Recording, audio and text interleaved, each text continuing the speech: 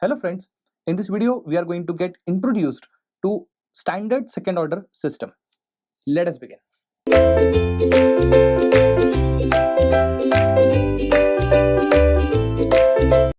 As you can see, it is a standard second order system which is displayed on the screen. Let us concentrate on a very first part, that is g of s, and of course since it is a unity feedback, I would say h of s value equal to 1. In this case, if I want to get something called as loop gain,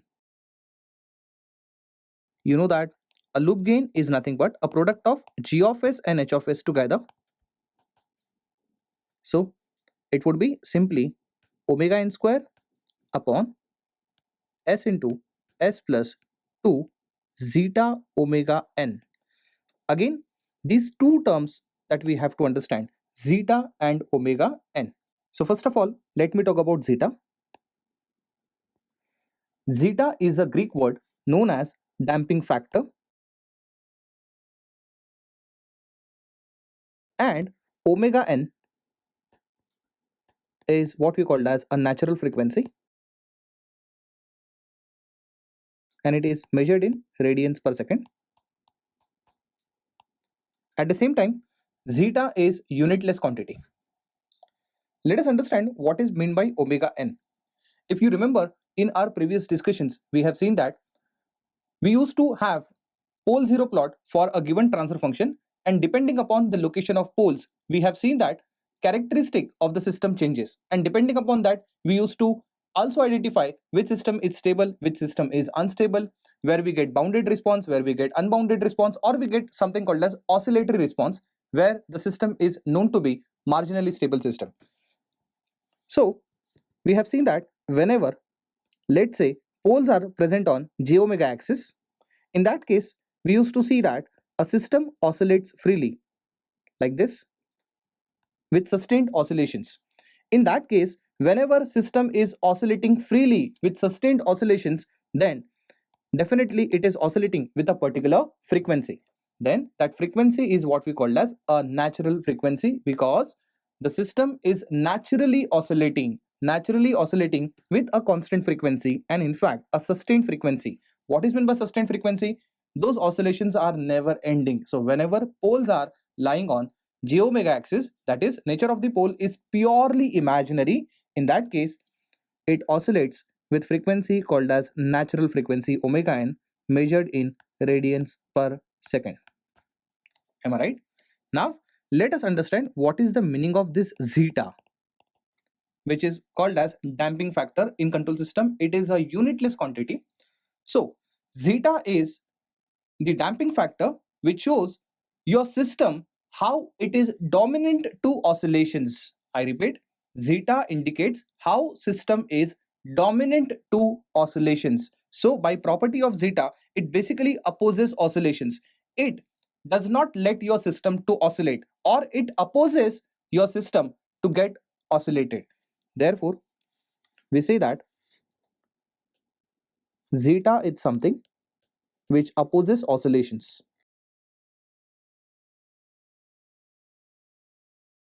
So more is the zeta, lesser is the oscillation, and lesser is the zeta, more is the oscillation. Or mathematically you can say that zeta and oscillations in the system are always inversely proportional to each other. So if you increase the value of zeta, you will see lesser oscillations, or in fact no oscillations if you go beyond a particular value of zeta. So for which values of zeta you get oscillations, for which value of zeta you get absolutely no oscillations, or for which value of zeta you get only oscillations, everything we are going to see. And of course, this second order system is quite a lengthy topic. Therefore, I have decided to teach you this topic in two parts. In first part, we will see how second order system behaves when impulse input is given. In fact, we are going to see what is the impulse response of second order system. And in second part, we will see what happens when step input is given. So let us first of all concentrate on these two parts again. Zeta is damping factor, which shows how dominant your system is to oppose the oscillation, and omega n is known as natural frequency measured in radians per second. Please don't forget, zeta has got no unit. Fine. So I'm sure now you have understood the meaning of these two terms, that is zeta and omega n. Finally, what we have is a loop gain, that is g of s into h of s. And we know the fact, when a loop gain is known to me, I can get order and type of the system, right? We can get order and type of the system. But then there is a rule that it should have a unity feedback system. And therefore, as you can see, since h of s is absolutely equal to 1, it has got a unity feedback. And therefore, looking at the loop gain, we are able to say what is type and what is order of the system. So when I'm saying type, okay, it is nothing but a property of the system.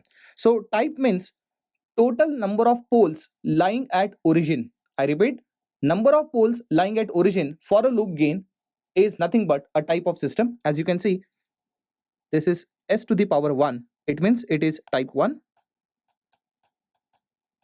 So type of the system is 1. That is, only one pole is lying at origin. And then highest power of s in the denominator. So if I actually expand this, this will become s square. So you know what? 2 is highest power of s, and therefore I can say order is 2. So order of the system is 2. And therefore I'm saying it is a second order system, and precisely it is called as a standard second order system. So you have to remember this g of s function, and this is what we called as a standard second order system. Also, in last video lecture we have seen how first order system looks like. Now we will see how to get a transfer function for a second order system. So we have seen that the value of g of s was omega n square whole divided by s into s plus zeta omega n. In fact, it was twice of zeta omega n, and the value of h of s was equal to 1, and it was a negative feedback. So with this, we have a reduction formula. If you remember, g of s upon 1 plus g of s h of s, this becomes the overall transfer function of the system. Am I right? So let us substitute the value. It is omega n square whole divided by s into s plus 2 zeta omega n whole divided by 1 plus again g of s. So same term I'm going to repeat, that is omega n square whole divided by s into s plus 2 zeta omega n multiplied by 1, because h of s value is equal to 1.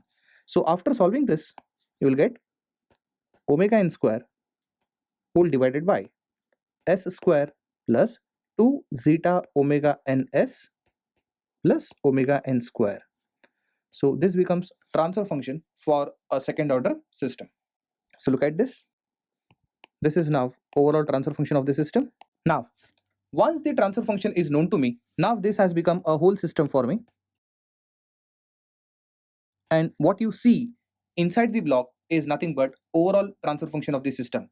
You know that the advantage of knowing the transfer function is that if you know what is the input, you just multiply with transfer function and you straight away get the output. Am I right?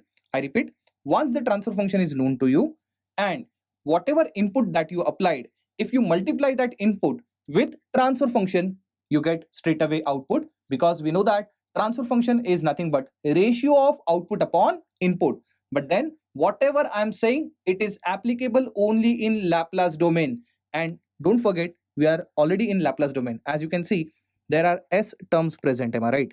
So we are already in Laplace domain. So we can straight away say that transfer function is ratio of output upon input.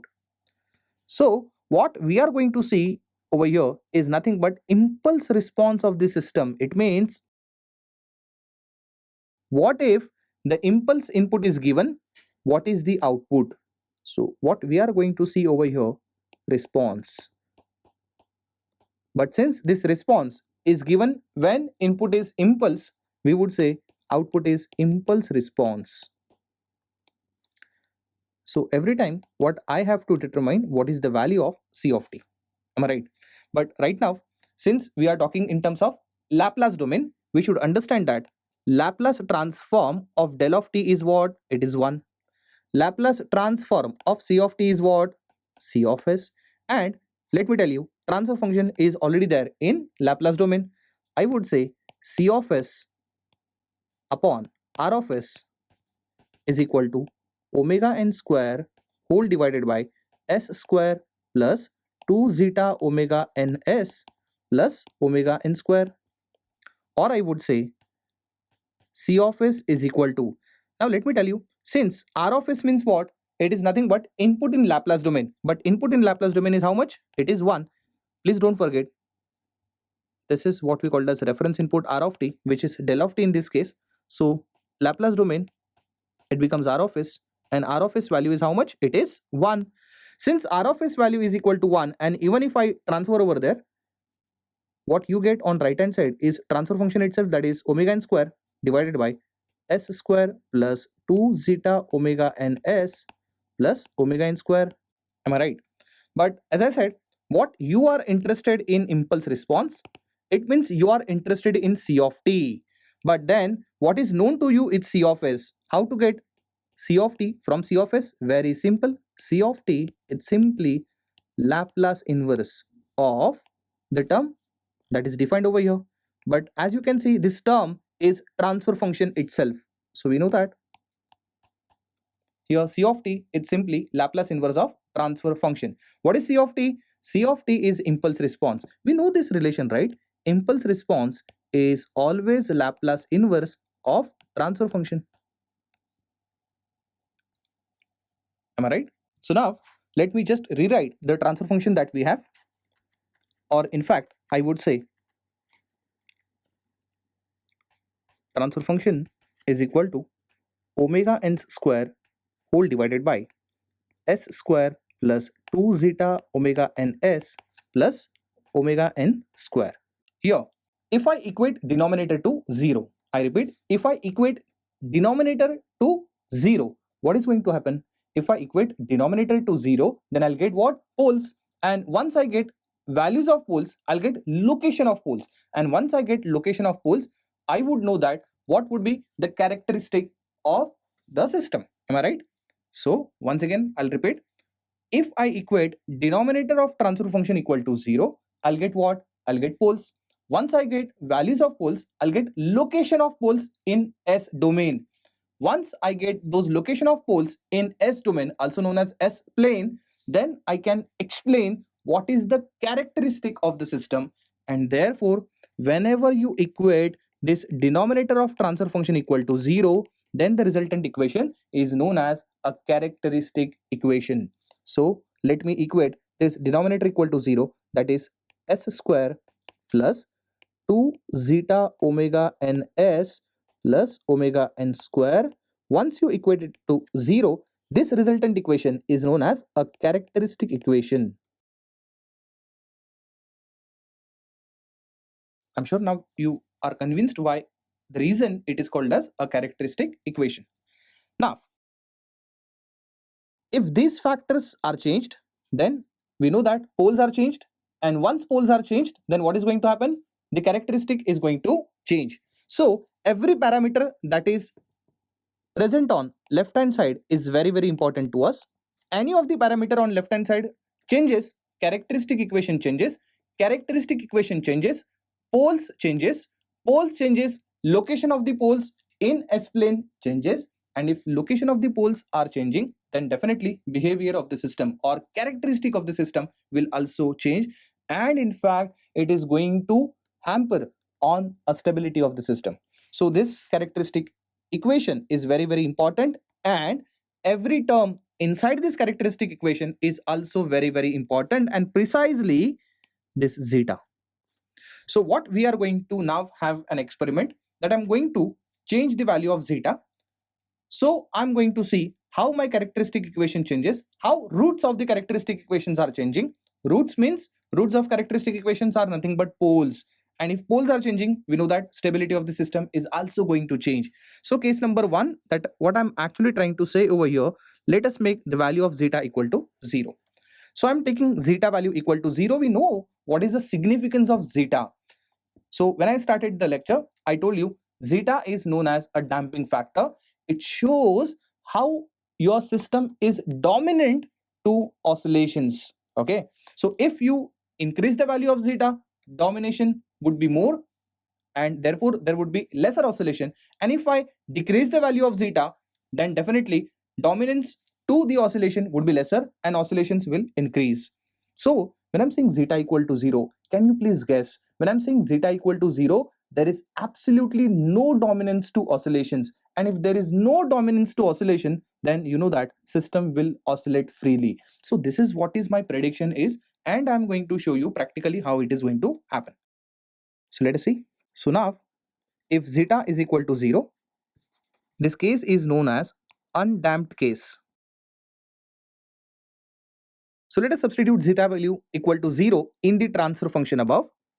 So now transfer function, it's simply equal to omega n square whole divided by s square plus omega n square. Am I right? So if I want to know what are poles, then I have to equate denominator equal to 0. So s square plus omega n square equal to 0. Now it is what we called as a characteristic equation for this case. Or I would say s square is equal to minus omega n square, or I will say s is equal to plus minus j omega n, because root of negative number is going to introduce imaginary term. So look at pole location. It is j omega n and minus j omega n. Poles are purely imaginary. Now we shall see what is the impulse response. So we know that once the transfer function is known to you, how to get c of t? C of t, it's simply Laplace inverse of transfer function. Let me tell you once again, every time you take Laplace inverse of transfer function, you may not get C of t. It depends. It depends means in this case, we have considered impulse response. We are considering that input of the system is impulse input, and only then this relation is applicable. That output is equal to simply Laplace inverse of transfer function. So in this case, it is Laplace inverse of the transfer function is omega n square whole divided by s square plus omega n square. So what I'll do is I'll take 1 omega n out and I'll take Laplace inverse of omega n upon s square plus omega n square. I hope you must have determined now this is matching with a standard function. So if you take a Laplace inverse of this, you'll get sine of omega n t. Am I right? So this is nothing but your c of t. We'll see how this c of t looks like. So right now c of t is equal to omega n times sine of omega n t. Am I right? Let us try to plot this.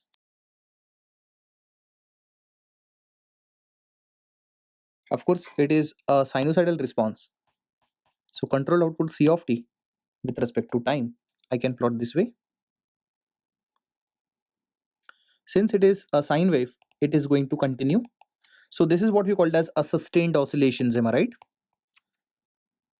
Omega n is maximum peak value, that is positive peak value will be plus omega n, negative peak value will be minus omega n.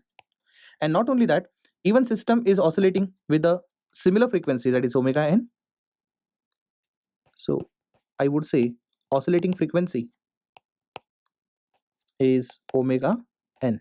In fact, if you want to get a time period,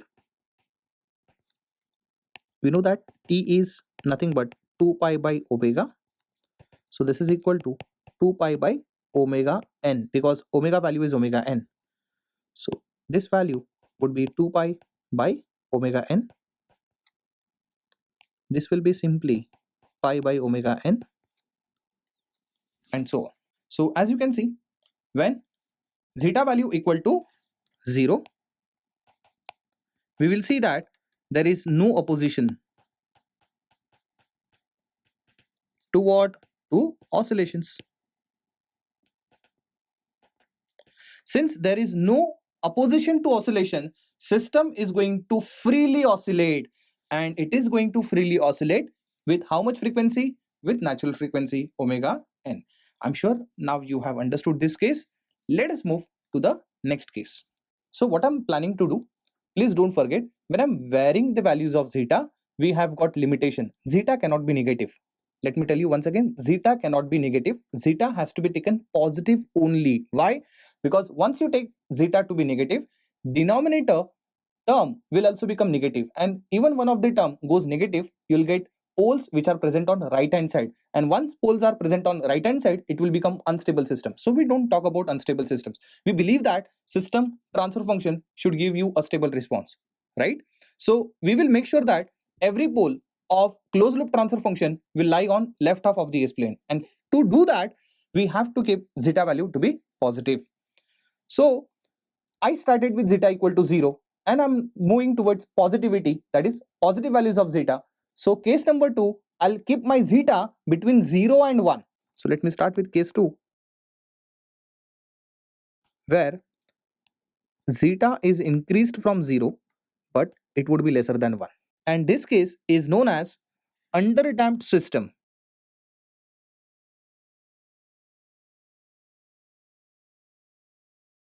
We will see how the response looks like, that is for underdamped system. So what I'll do is I'll write again transfer function. What we had is omega n square whole divided by s square plus 2 zeta omega ns plus omega n square. Is that right? So what I'll do is, to get poles, I'll equate denominator to 0. So s square plus 2 zeta omega ns plus omega n square, this whole equal to 0. So this looks like a quadratic equation,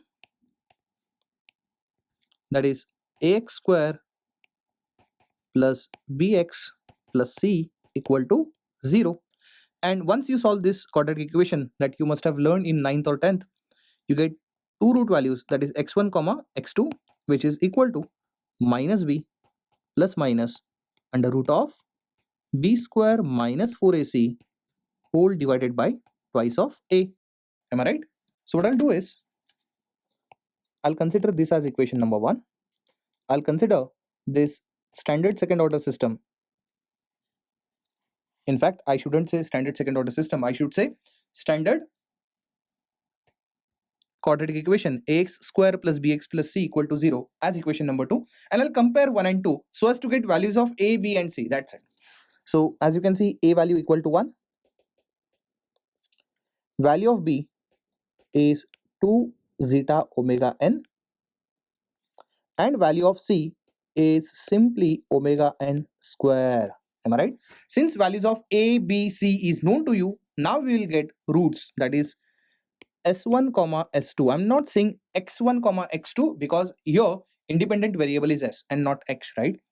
So now this is equal to, first of all I have to write minus b.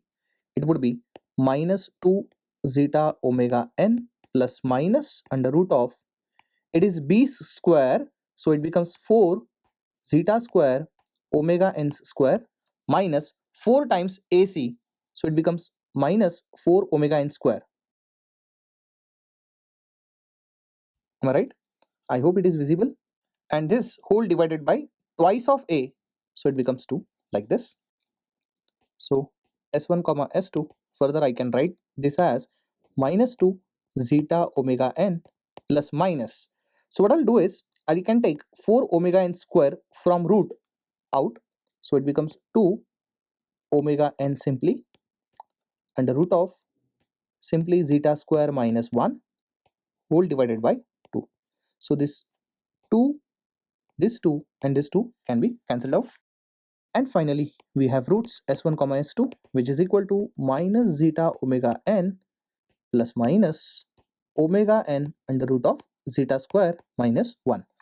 So I'll now go to the next slide and I'll just take the same root and we will have our discussion. Don't forget, this case zeta value is lying between 0 to 1. So it is more than 0 but less than 1.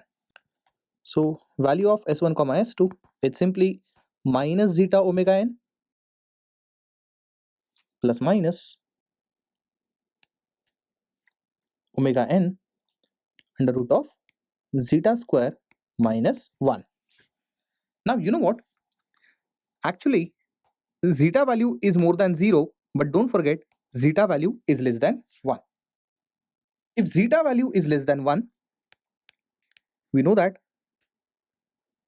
zeta square is also less than 1. I hope you understood that.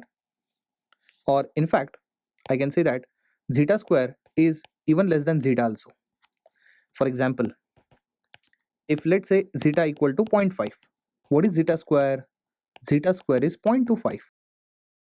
In that case, what I mean to say, since zeta square is also less than 1, I would say zeta square minus 1 comes out to be negative. Am I right? So my concern is this: zeta square minus 1, if turns out to be negative, it would be root of negative number, and we know that root of negative number introduces us an imaginary number. Am I right? Therefore, what I can do is s1 comma s2, I can say minus zeta omega n plus minus, I'll keep omega n as it is, and in the root, since this root is inducing a negative term, I would just flip it and I'll write this as 1 minus zeta square, and here I'll introduce a j term. Am I right? I hope you understood why I have flipped that. Or I can give you a simple example. Suppose we have minus root 4, then I can write it this way: positive root 4, but introducing a j term here. So in a way it becomes j2. I hope you understood this, because root of minus 4 is plus minus j2, but here try to just understand why this j term has come, and the reason why I made root of minus 4 as root of 4, but making sure that even j is there. So in a way, since zeta square minus 1 was negative, so I made it as 1 minus zeta square, but I made sure that there is extra j term present over here. So we will see what is the nature of poles here. So now look at nature of pole. As you can see, it has a real part, it has imaginary part. So this is a real part and this is imaginary part. Real part is negative, so it has got a negative real part, and as you can see it is having plus minus j. It means nature of poles is simply complex conjugate. So nature of pole is nothing but, I would say, it is having a complex conjugate poles. So it is having complex conjugate poles. So complex conjugate pole, that too having a negative real part, will look like this. So imaginary term, that is positive imaginary term, is j. It is omega n 1 minus zeta square under root. So what I'm actually doing, just see, it is very important what I'm telling you now. I'm going to replace this whole term with only single frequency as omega d. Listen to me very carefully. We know that what is omega n? Omega n is a natural frequency having unit as radians per second. I hope you understood this. What is zeta? Zeta is nothing but damping factor, and don't forget this is unitless.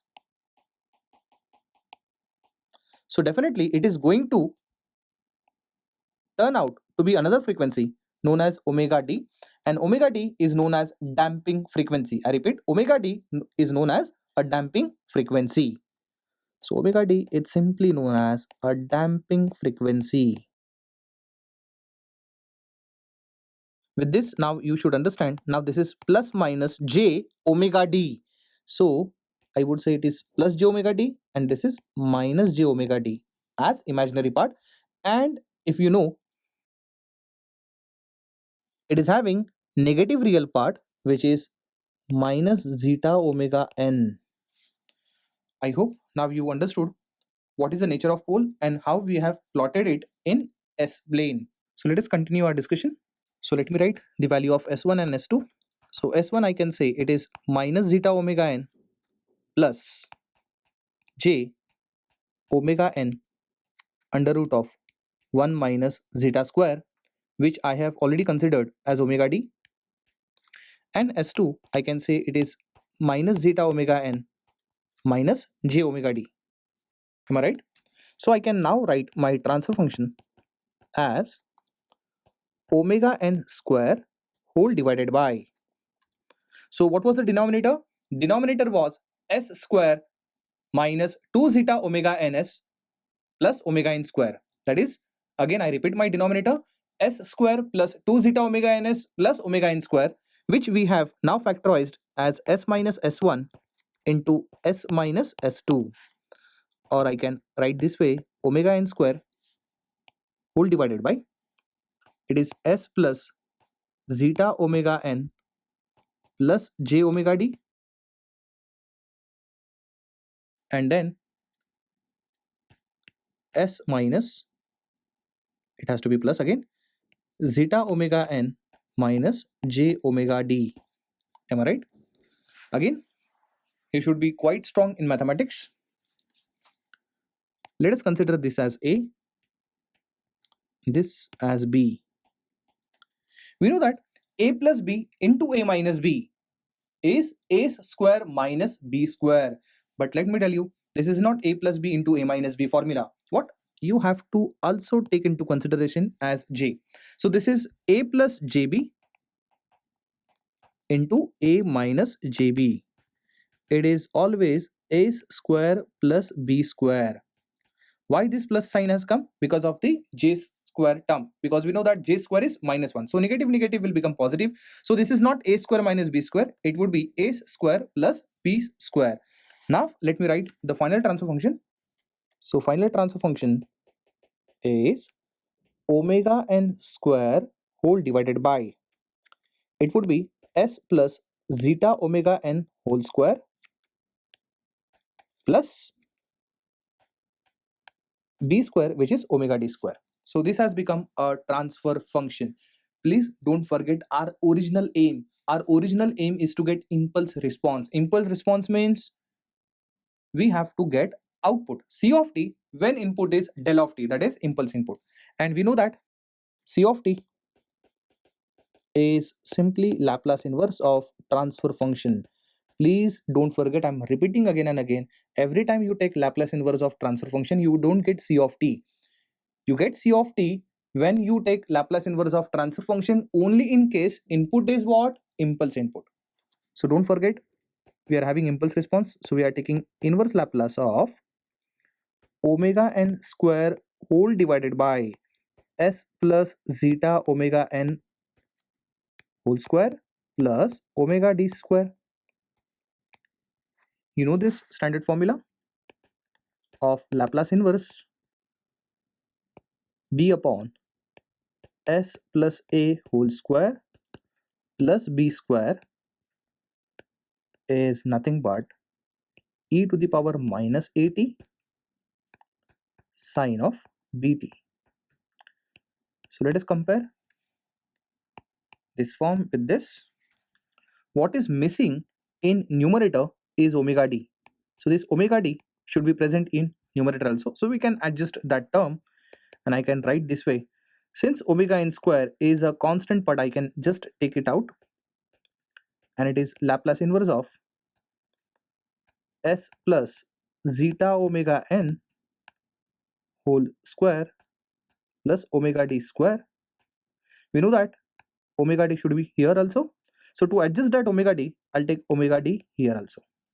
So we have to take Laplace inverse of omega d upon s plus zeta omega n whole square plus omega d square. Let us compare with this and let us write this in this form. Finally, what we have, c of t as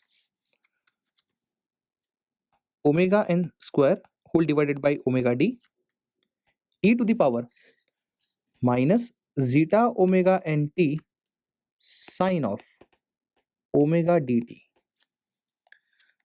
or I can write now c of t as omega n square as it is. We know that omega d is a damping frequency, which is in fact omega n under root of 1 minus zeta square e to the power minus zeta omega nt sine of omega dt. So here omega n gets cancelled. What is remaining? Final c of t, let me write it, e to the power minus zeta omega nt whole divided by under root of 1 minus zeta square. In fact, we have omega n also in the numerator, sine of omega dt. Am I right? Let us try to plot this c of t. It's very simple. So this is in fact a sinusoidal response. But this time frequency is not a natural frequency. Frequency is a damping frequency. So frequency of oscillation over here, it is omega d, that is damping frequency. And again, this is just a constant term. So I would say it is just a k. And now this is in the form of e to the power minus at, and we know that this response looks like this, that is a negative exponential curve. And you know what? Now we are going to multiply these two. So the effect is you will definitely get oscillations, but then this will now act as envelope. This acts as envelope of oscillations.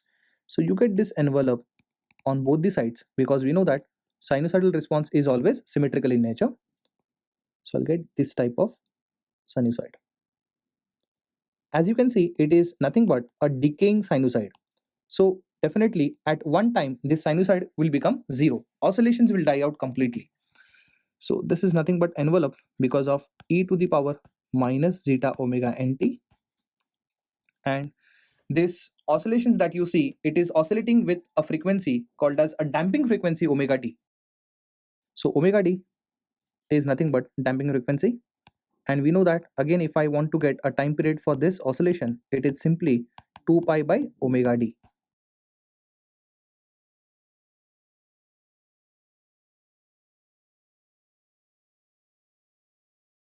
So what I've written over here, your system is oscillating with frequency omega d, which is damping frequency.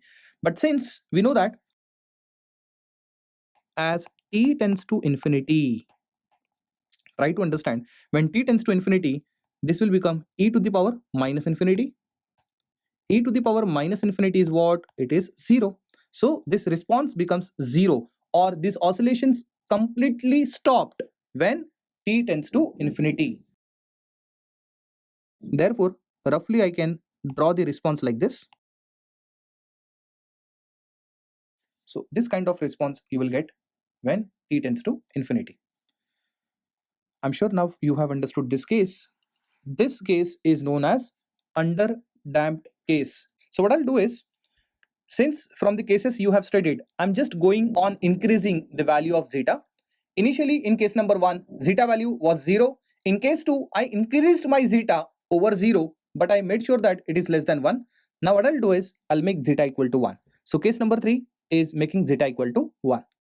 So case 3, value of zeta is increased to 1. This is known as critical damping. I'll tell you reason why it is called as critical damping. So let me remind you what was the transfer function. Transfer function was omega n square whole divided by s square plus 2 zeta omega ns plus omega n square.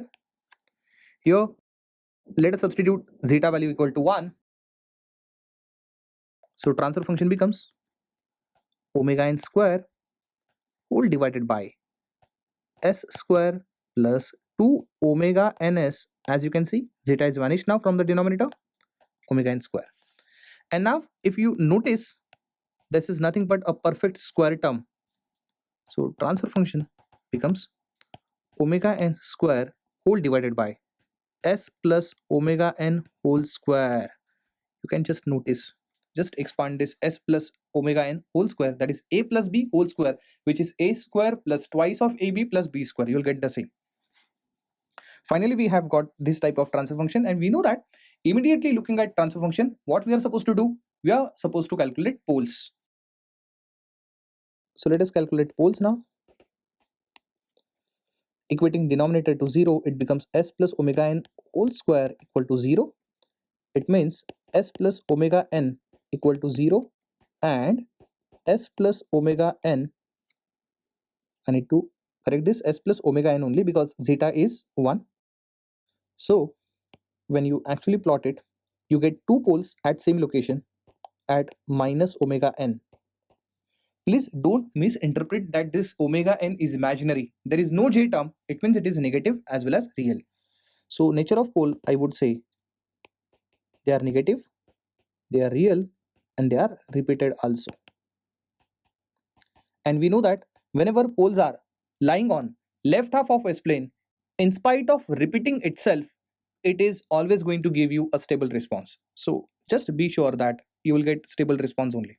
So nature of poles we have understood. Now we are interested to see how our output response really looks like. So what we are interested in, transfer function.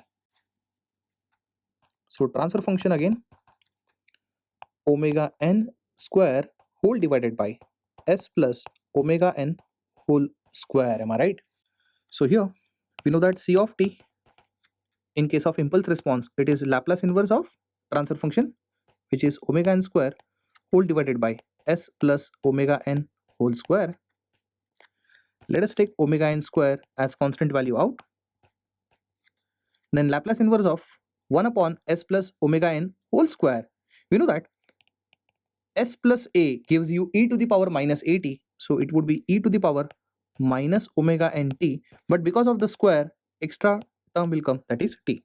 So finally what c of t we have is omega n square times t times e to the power minus omega nt.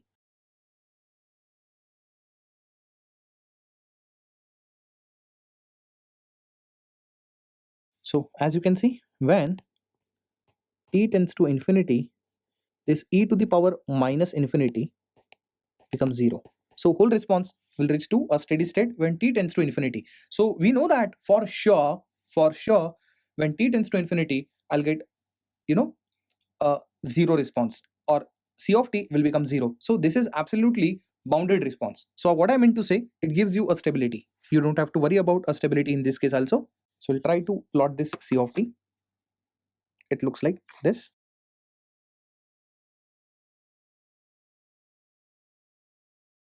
So at t equal to 0, definitely we'll start with 0. And because of this t, when t starts increasing, this response also start decreasing. But then because of this negative exponential term, it thereafter starts reducing exponentially, and then it goes to 0. So again, the response is said to be bounded, and we can say it is a stable system also. And then I was about to tell you why this is called as critically damping. Let me remind you something. When zeta was equal to 0, we have seen that system was oscillating with constant frequency with omega n.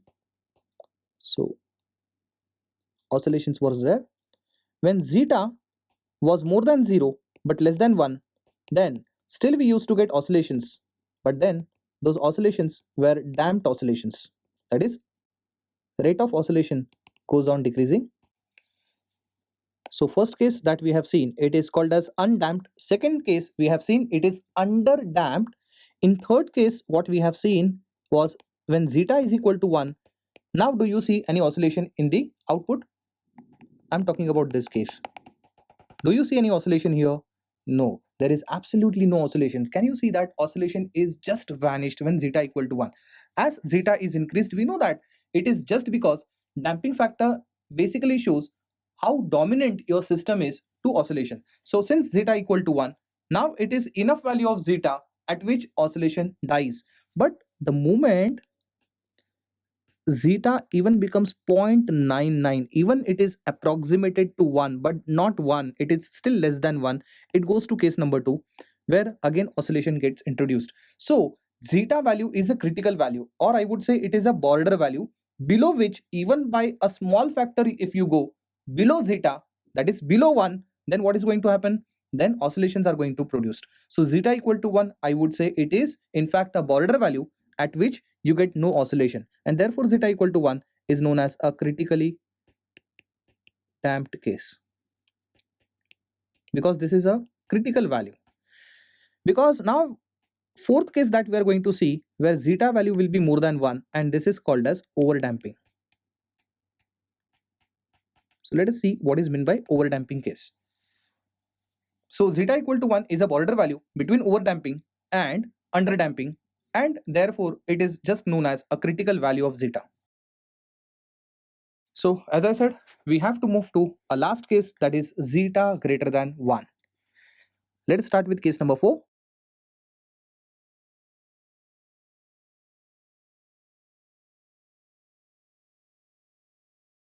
Let me remind you, our transfer function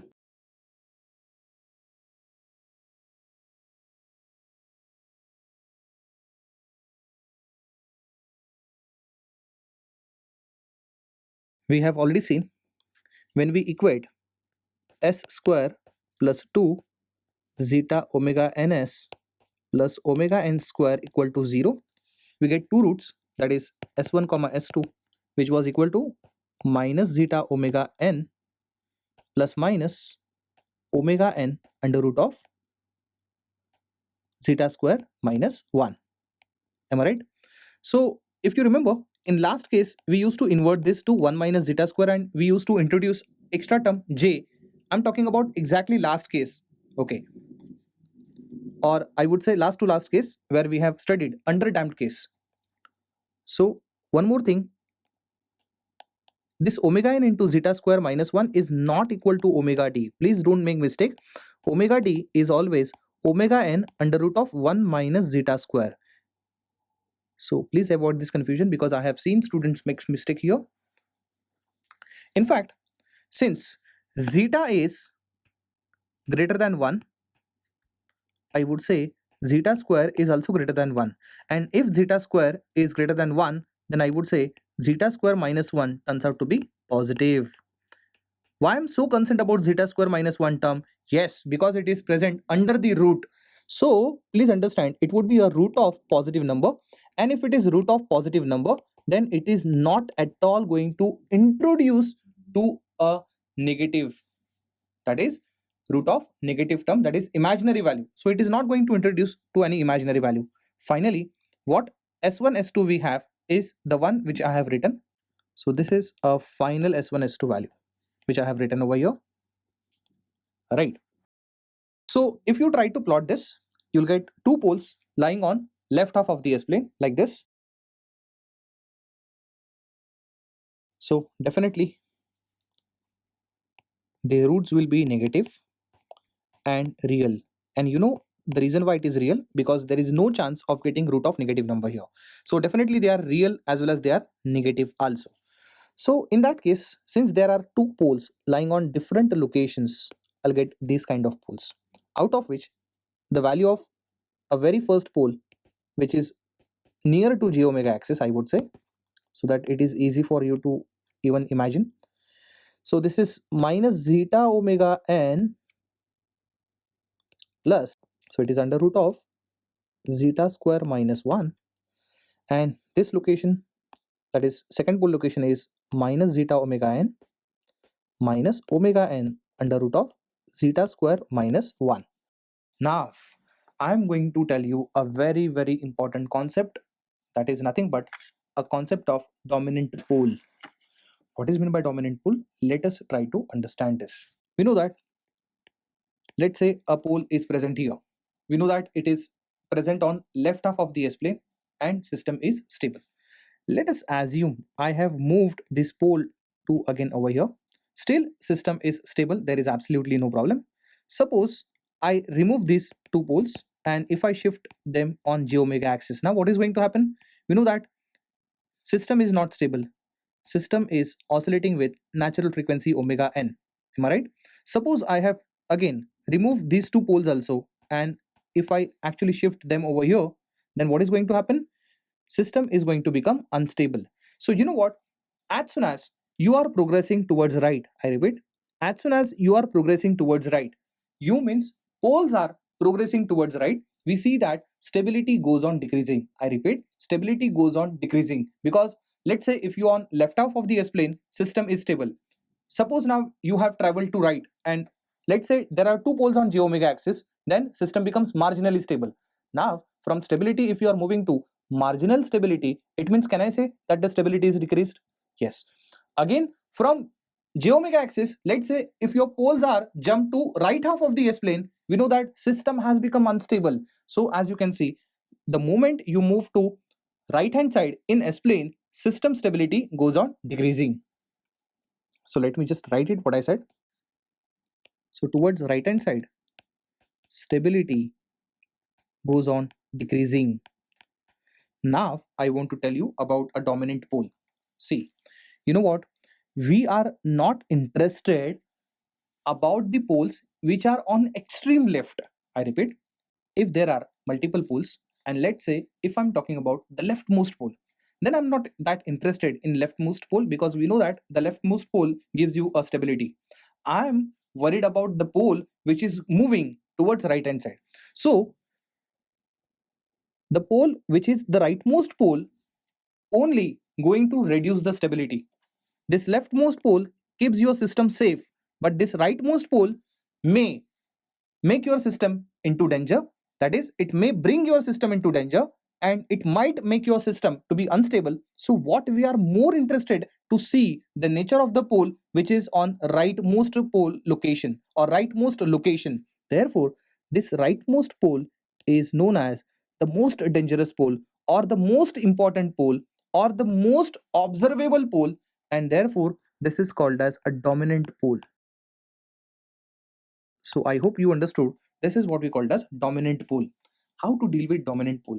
Since I'm saying it is a dominant pole, it means I can ignore this pole. I can ignore this pole, because presence of this pole is not going to matter our stability, right? It is not going to lower the stability. The only pole which can lower the stability is the one which is near to j omega axis. I repeat, which is near to j omega axis, or which is present to the rightmost location. Is that right? So this is the concept of dominant pole. So what I'm actually going to do, I'm going to only consider dominant pole, and I'm going to ignore the pole which is on leftmost part. So I'm now going to consider only this pole. So let me write my new transfer function again. So my transfer function just becomes omega n square upon, if you remember there were two poles, so since I have selected only this pole, it will become s plus zeta omega n minus zeta square minus 1.